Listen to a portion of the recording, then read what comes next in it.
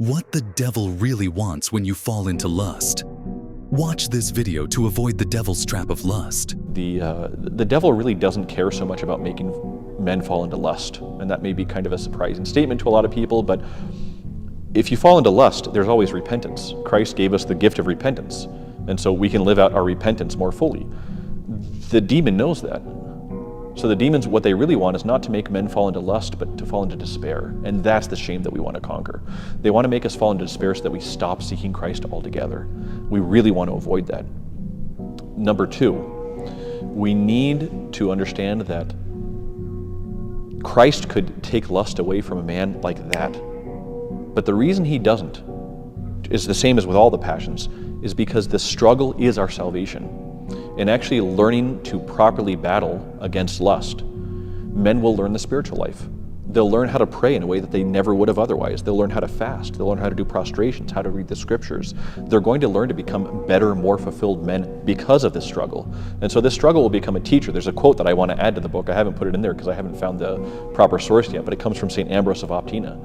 And St. Ambrose of Optina was asked, how did you learn to be such a master of the Jesus prayer? Who taught you? Was it the elder before you, Saint Leonid of Optina? He goes, no, it wasn't him. Was it this elder Hilarion? No, it wasn't him either. Well, then who taught you? And he said, no, I had the best teacher in the world, the devil. The devil taught me to pray because every time he attacked, I went and prayed more, and that's where I learned how to pray. So if we really understand this battle properly, it will teach us the spiritual life. And number three, and this is so important, we will never succeed in this fight against lust if men fight against lust and against the demon of lust.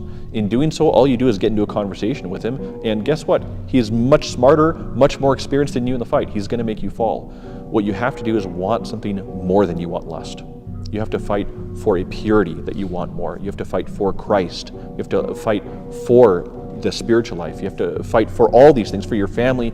You have to find the things that you're fighting for more than you're fighting against lust. And if those become a greater motivator for you, if you learn these spiritual tactics that I recommend in the book, and you're fighting for those things and learning them, and you refuse the devil despair, then you'll have victory in this eventually. And I've seen men conquer this. It takes time, but that time really does teach them the spiritual life, and they become better Christians and better men because of it.